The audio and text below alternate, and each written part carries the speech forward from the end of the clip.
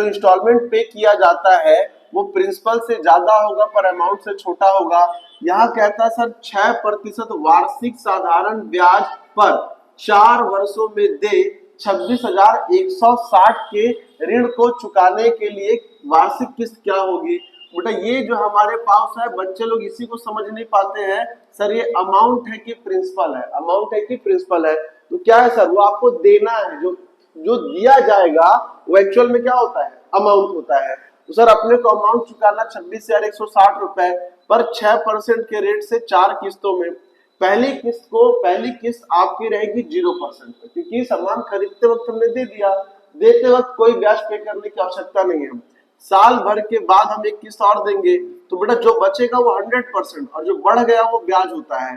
फिर उसके बाद जो भी बचेगा वो 100% और 6 कितना हो गया 12, और फिर जो बचेगा वो 100% और 12 कितना हो गया 18।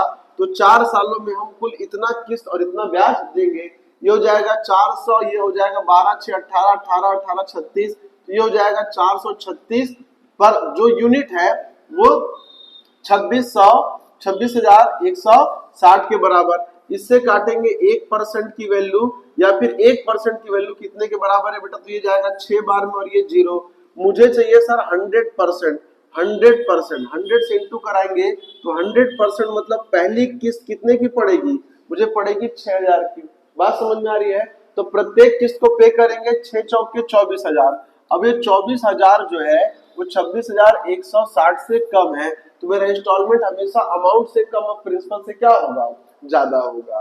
क्लियर है ये। चलिए तो आगे बढ़ते हैं इसमें। इसी में दूसरा वाला क्वेश्चन ये है, देखो सर क्या कहता है कि 3500 की वार्षिक किस्त 4 वर्षों में दे कितने 16,310 के ऋण को y% साधारण ब्याज पर चुकाती है, y ज्ञात कीजिए। मतलब परसेंटेज की वैल्यू निकालनी है।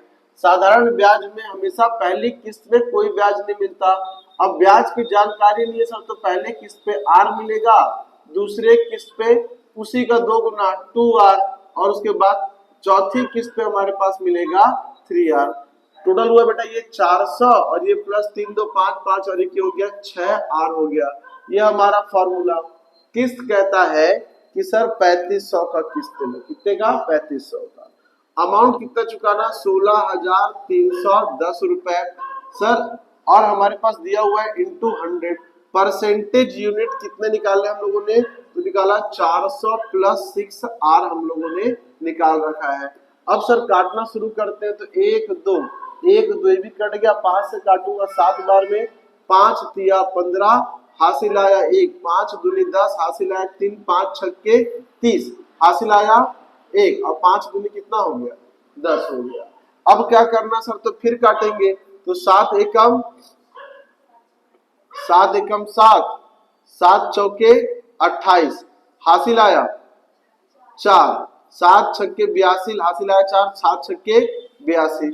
यहाँ बच गया बेटा मेरे पास, ये हो जाएगा सर 400 प्लस 6r और इज इक्वल टू हो गया 466। ये उधर जाकर माइनस करेगा 6r इज इक्वल टू बच गया सर मेरे पास 66। इससे काटूंगा तो r बराबर कितना आ गया 11%, जो कि ऑप्शन नंबर क्या है बेटा डी।